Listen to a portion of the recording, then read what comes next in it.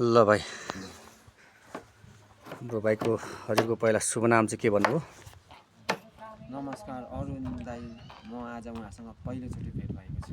यहाँ तृतीय बजार 8 बटेको हुनुहुन्छ मित्राजुङ टिमको, र उहाँसँग चाहिँ हल्का मेरो इन्टरभ्यू यहाँ दिनु भनेर यहाँ ममको किमा गर्दै दिन कोसिस गरेको छु, र उहाँले चाहिँ मेरो इन्टरभ्यू लिइरहनु भएको छ। अनि भाइ, अब यहाँ व्यापार बिजनेस साथसाथ तपाईँको चाहिँ एउटा गीत सङ्गीतप्रति पनि तपाईँको इन्ट्रेस्ट छ भन्ने कुरा भर्खरै तपाईँले खुलाउनु भएको छ। अब केही तपाईँको मुखारबिन्दुबाट सुरिलो र सुमधुर आवाजको साथै कुनै एउटा गीत पनि सुनिहालौँ न त। ल हुन्छ, अभियसली दाईले यो भन्नु हुँदाखेरि मलाई एकदम गर्व लागिरहेछ। गीत सङ्गीतमा चाहिँ मैले अहिलेसम्म कुनै साधना गरेको छैन।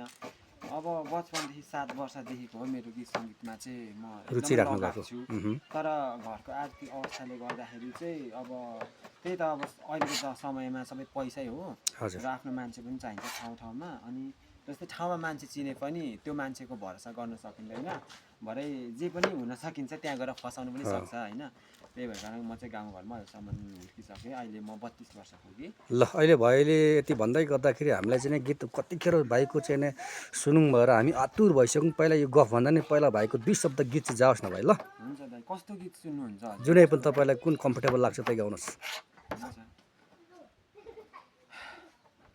तिमी पारी मछुवारी भेट्ने मन तर कसो गरुनी।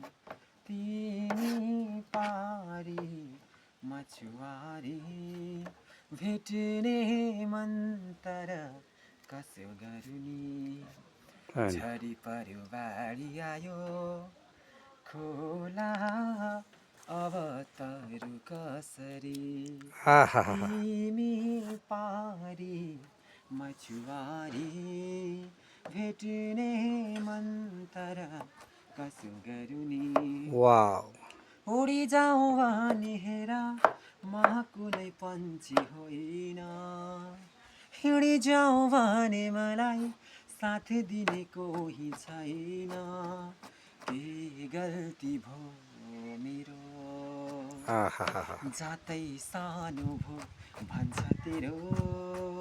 कसले बनायो जात हामी दुईलाई बनाइदिए नदीका किनारा।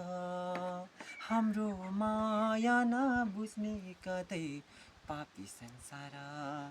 तिमी पारी मछुवारी भेट्ने मन तर कसो गरुनी।